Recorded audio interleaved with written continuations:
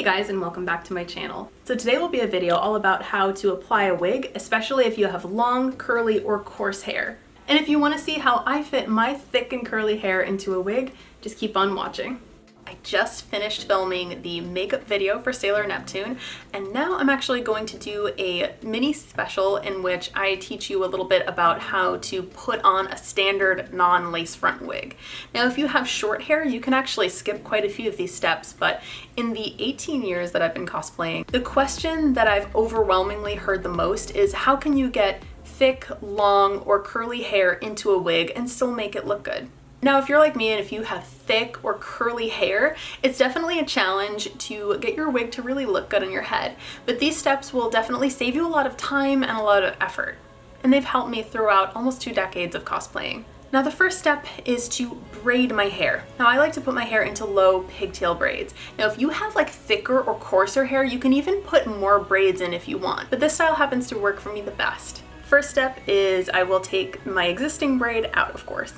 What I had in my hair just now is called a herringbone braid, and that one is a little bit looser than the standard braid that I'm going to do.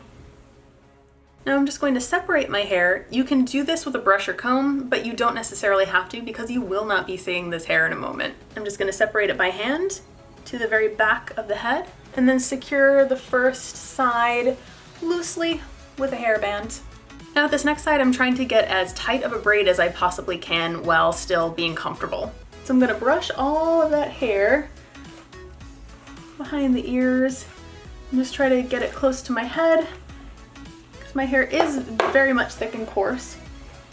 And then just braid it in a standard braid. For some reason my ear has chosen today to be red, so we'll just roll with it. And don't fret if you can't get all of your bangs in like mine. It's fine because we're going to go ahead and cover that with a wig cap in a moment. Now on to side number 2.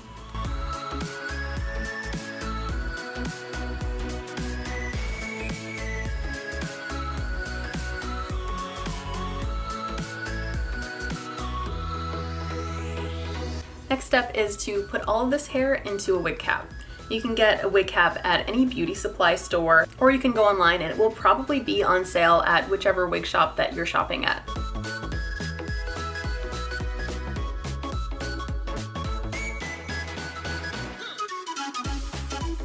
Now I like to slide this in right at my hairline and get as much of my hair in as possible.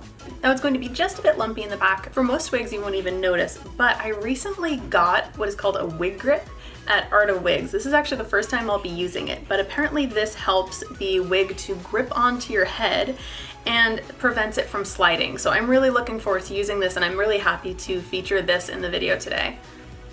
Now, I am absolutely not sponsored by Arda, nor do I receive any products from Arda. I just really like their company as a whole.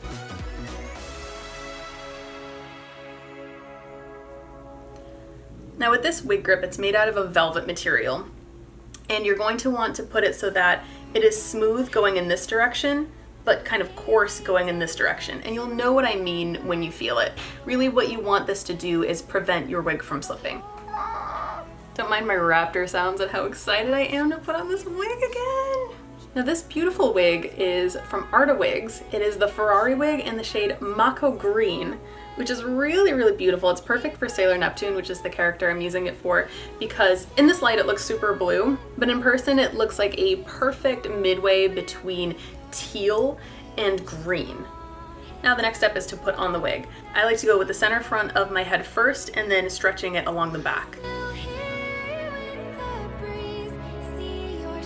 Now once it's on, just pull it on the sides and the back to make sure that all of your hair is covered. And there you have it, the wig is on, and this one just happens to be pre-styled. At this stage, unless your wig is super, super styled, you can always brush it just to make sure that there aren't too many flyaways.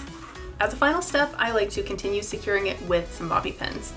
You can use as many or as few bobby pins as you need to make this feel like it won't slide off.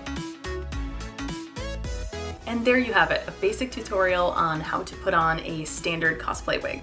So I hope you all enjoyed this wig tutorial. What wigs are you going to try on for Halloween or for your next shoot this year? I'd love to know more. Feel free to let me know in the comments section down below, and like if you enjoyed this video. So I hope you have a great night or day wherever you are. As always, stay good to each other, and I'll see you on the next one. Bye! I hear the cat. He's cute. Oh, the word order escapes me. Of course, there is some weird thread on my head right now. Okay, all right, thread.